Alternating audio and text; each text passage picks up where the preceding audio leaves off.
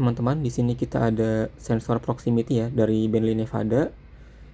Biasa digunakan di lapangan untuk membaca vibrasi ataupun speed sensor ya. Nah, di sini mari kita buka ya. Sini ada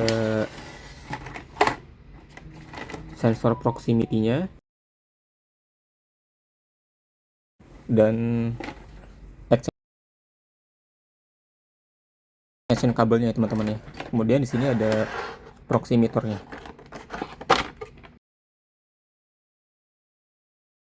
Nah, apa sih fungsi dari masing-masing ini? Kita akan jelaskan sebagai berikut teman-teman ya. Baik teman-teman, sistem ini beroperasi menggunakan prinsip eddy current ya, melalui interaksi medan elektromagnetik dengan tahapan proximitor ini akan mengirimkan sinyal frekuensi tinggi ke probe ini, ke ujung sensor probe proximity ini yang berupa kumparan ya teman-teman. Akibatnya akan menimbulkan medan elektromagnetik. Nah, apabila terdapat logam besi atau konduktif ya yang berhadapan di depannya, maka medan magnet ini akan terserap oleh permukaan material logam tersebut ya, sehingga terjadilah proses induksi yang menimbulkan eddy current ya teman-teman. Nah, arus eddy ini akan melemahkan medan magnet pada kumparan probe yang kemudian diubah menjadi voltase oleh proximitor ini ya teman-teman. Tegangan yang dihasilkan berbanding lurus dengan jarak atau gap antara ujung sensor dengan permukaan logam ya teman-teman. Nah, itulah yang akan dibaca oleh modul proximitor sebagai vibrasi teman-teman ya.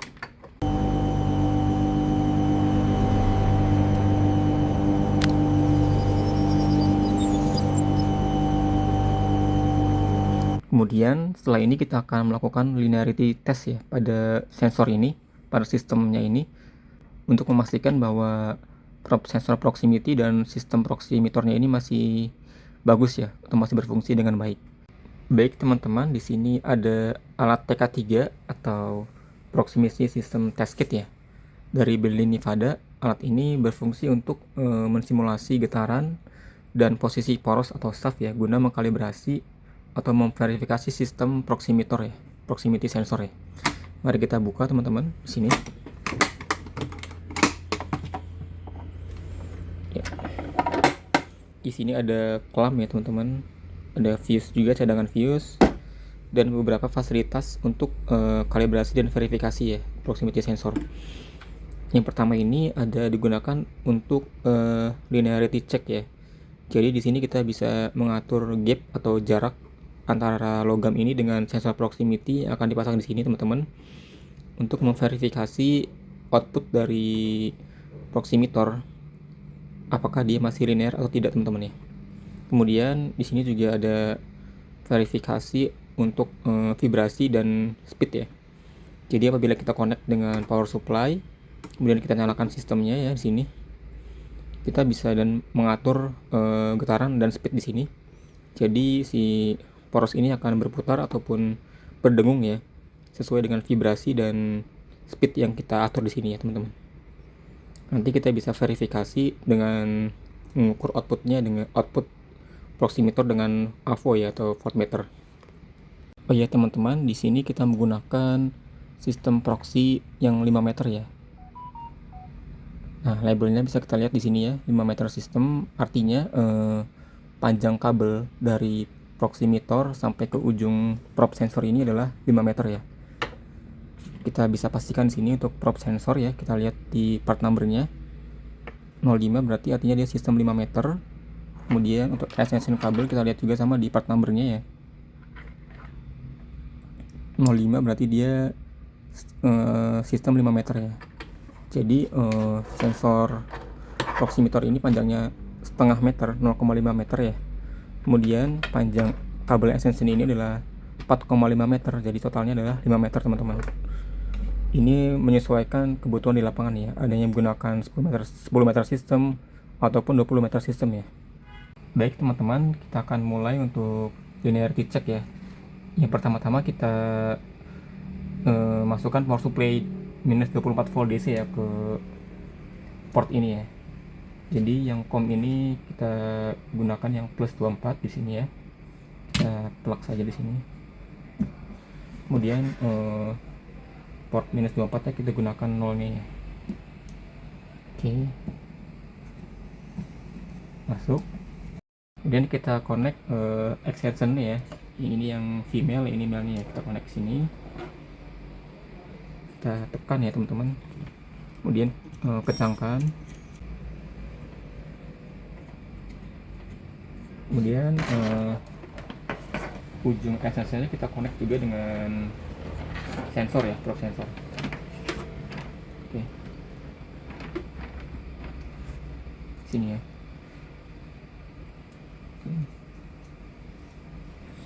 Oke teman-teman, sekarang kita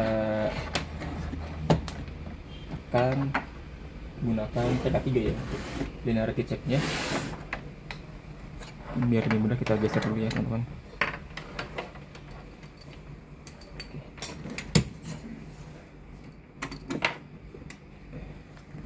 Sini kita gunakan kelam ya, kita cari ukuran yang sesuai teman-teman ya. Nah, kelam ini kita masukkan ke sini ya teman-teman, sebagai dudukannya ya. Kita atur dulu untuk settingannya. Kita masukkan ke sini ya teman-teman ya. Kelihatan ya? Oke. Nah seperti ini. Kemudian kita posisikan ya teman-teman. Nih kelihatan ya, atas ini.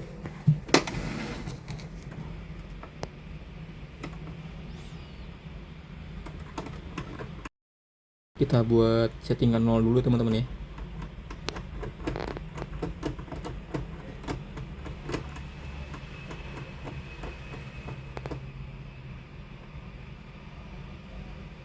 Oke, 0 ya, 0 0. Kemudian kita dekatkan sensornya. Ini teman-teman ya. Oke, kita kencangkan. Kita kencangkan juga agar tidak bergerak ya. Kemudian kita akan connect ke avometer ya di sini teman-teman. Kita taruh di misalkan di sini saja biar kelihatan ya.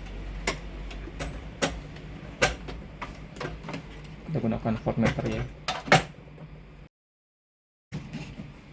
Kita hubungkan dengan yang COM ke sini ya, hitam, outputnya ke merah ya.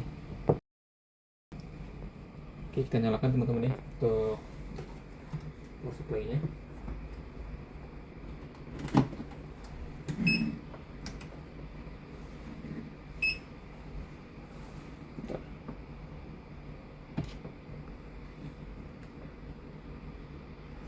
Teman-teman, kita akan coba simulasi linearity check ya.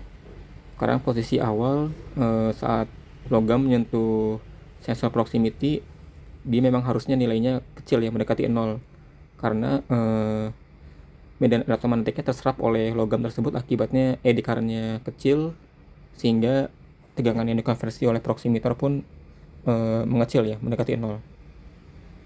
Kemudian apabila kita jauhkan ya dari sensor gapnya, dia memang harusnya mendekati output maksimalnya ya, sekitar 20 volt lebih ya, karena medan magnetnya tidak terserap oleh logam sehingga eddy current-nya besar ya, akibatnya konversinya pun besar. Sekarang coba linearity check-nya ya teman-teman ya. Di sini harusnya perubahan output proximitor berkorelasi dengan perubahan gapnya ya. Di sini kita gunakan yang 0 sampai 1 inci ya. Jadi kita akan coba jauhkan gapnya bertahap ya, setiap 0,01 inci. Di sini posisi 0 atau sensor menyentuh dengan logam di 0 inci ya. Coba kita naikkan ya gapnya 0,01. Oke, nah nanti setiap kenaikan ini kan kita tulis ya hasilnya agar kita buat grafiknya ya. 0,02. Oke. 0,03. 0,04. Terus kita naikkan gapnya ya bertahap, sekarang di 0,05 inci, terbaca di avometer 10,68 ya. Lanjut 0,06 inci, 0,07 inch, terus 0,08 inch, 0,09 inch, kita naikkan sampai 0,1 inci ya. Nah di sini pada gap 0,1 inci terukur volt gapnya sekitar minus 21,5 volt DC ya. Sekarang kita balik ya, harusnya dia kembali ke awal ya. Oke, kita majukan pelan-pelan ya permukaan metalnya menuju mendekati probe ya, dan volt DC pun menurun ya outputnya. Jika dilihat secara sekilas, korelasi antara gap dan volt gapnya sudah sesuai teman-teman ya. Kemudian di gap 0 inch atau sensor menyentuh dengan permukaan metal, dia kembali ya pembacaannya di 0,671 ya. Artinya pembacaannya sama seperti di awal sebelumnya ya, tidak ada perubahan. Setelah ini akan kita buat grafik korelasi antara gap dan volt gapnya ya, untuk melihat linearity-nya apakah masih baik atau tidak sensornya. Nah, data hasil pengukuran tadi kita convert ke grafik ya teman-teman, untuk melihat linearity-nya ya. Kita gunakan scatter.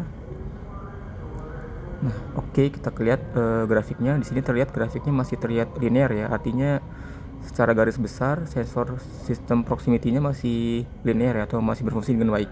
Oh iya teman-teman, di sini kita di lapangan biasanya menyeting volt gap sensor vibrasi itu sekitar 9 sampai 11 volt ya, atau 10 volt tengah-tengahnya.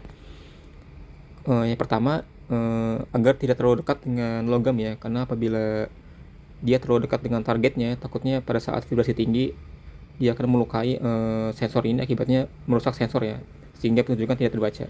Kemudian jika terlalu jauh pun tidak bagus ya untuk pembacaan, karena sinyal ini peroleh konduktor ini, kumparan ini tidak efektif ya, akibatnya tidak terbaca juga. Jadi kita posisikan tengah-tengah ya, sekitar 10 volt gitu. Demikian teman-teman, terima kasih.